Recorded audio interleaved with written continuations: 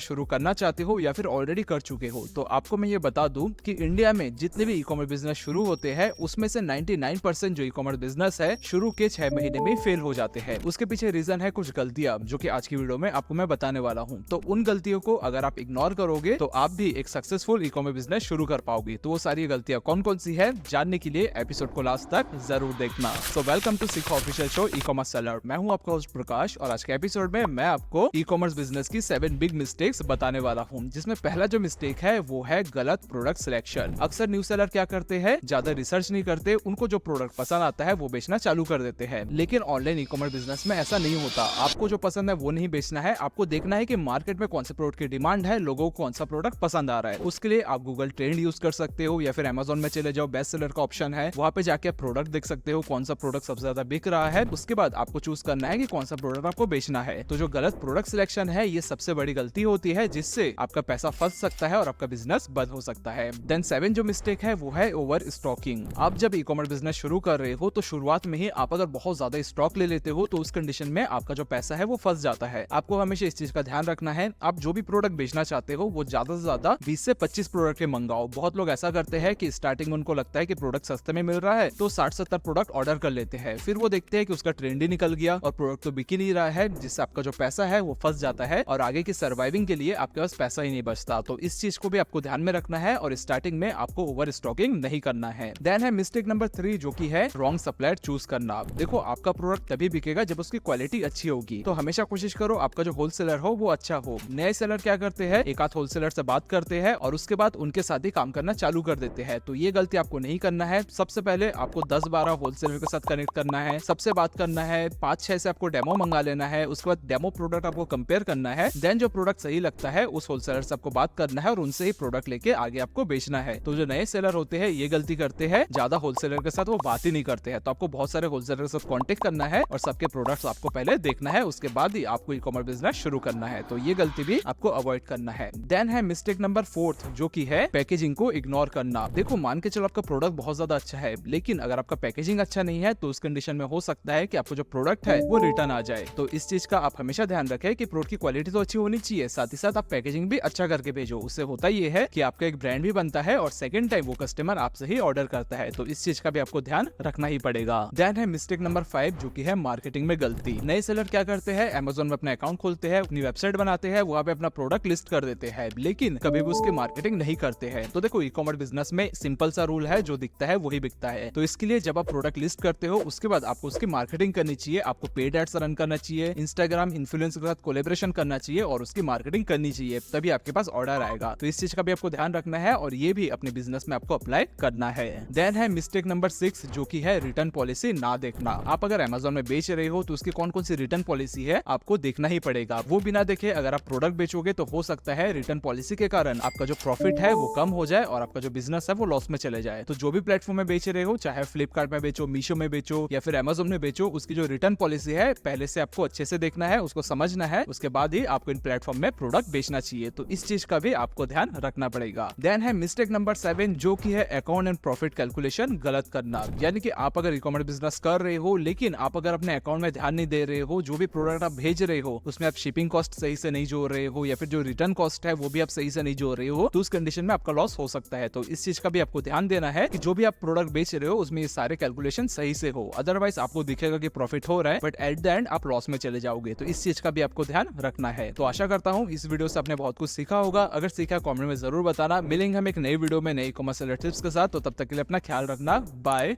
Take care. अगर आप फ्लिपकार्ट में एक 300 रुपए का टी शर्ट लिस्ट करते हो और वो